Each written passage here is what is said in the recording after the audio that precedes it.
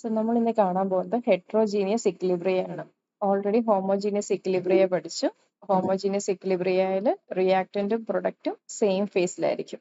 അപ്പോൾ ഹെട്രോജീനിയസിൽ എങ്ങനെയാണ്? റിയാക്ടന്റും products are not in the same phase. Okay, നിങ്ങൾ ആ കാൽഷ്യം കാർബണേറ്റിന്റെ ഡീകമ്പോസിഷൻ നോക്കുക. Calcium carbonate solid decomposing to CaO solid plus CO2 gas.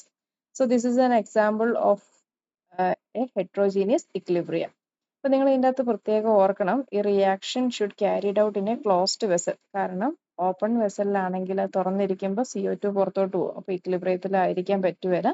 So reaction closed വെസലാണെങ്കിൽ calcium കാർബണേറ്റിന്റെ ഈ ഡിസോസിയേഷൻ ഒരു ഇക്വിലിബ്രിയാണ്.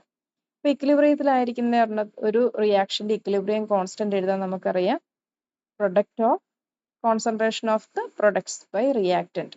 അപ്പോൾ KC നമ്മൾ എക്സ്പ്രസ് ചെയ്യുകയാണെങ്കിൽ concentration of CO2 into concentration of CaO divided by concentration of calcium carbonate ആണ് വരിക.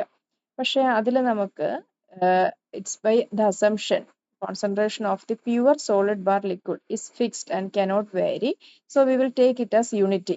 അപ്പോൾ അങ്ങനെയാകുമ്പം ആ KCയുടെ എക്സ്പ്രഷനിൽ CaOയും സോളിഡ് ആണ്, CaCO3യും സോളിഡ് ആണ്. സോ അത് രണ്ടും എന്തായിട്ട് മാറും? 1 ആയിട്ട് മാറും. സോ KC എന്തായിട്ട് റെഡ്യൂസ് ചെയ്തു? Concentration of CO2. ഇതിന് പകരം കോൺസെൻട്രേഷന് പകരം നമുക്കതിനെ പാർഷ്യൽ പ്രഷറിൽ പറഞ്ഞാൽ KCക്ക് പകരം എന്താകും? KP ആകും. അപ്പം നമ്മളതിനെ partial pressure of CO2 PCO2 എന്ന് പറയും. ഓക്കെ, ഇപ്പൊ എക്സാം പോയിന്റ് ഓഫ് വ്യൂവിൽ നിങ്ങൾ ഇത്ര എഴുതിയാൽ മതി. Heterogeneous equilibria means reactant and product in equilibria in which reactant and product are not all in the same phase. ഒരു എക്സാമ്പിൾ ആണ് calcium carbonate solid is in equilibrium with CaO solid and CO2 gas. അതിന്റെ KC എന്ന് പറയുന്നത് concentration of CO2 or KP is equal to partial pressure of CO2. അത്ര എഴുതിയാൽ മതി. ഇതിന്റെ വേറൊരു എക്സാമ്പിൾ ആണ് dissociation of solid ammonium hydrosulphide NH4HS. NH4HS heat ചെയ്യുമ്പോൾ അത് അമോണിയ ഗ്യാസും H2S ഗ്യാസും ഉണ്ടാക്കുന്നു. അപ്പൊ നോക്കുക, solid decomposing to give 2 gaseous product.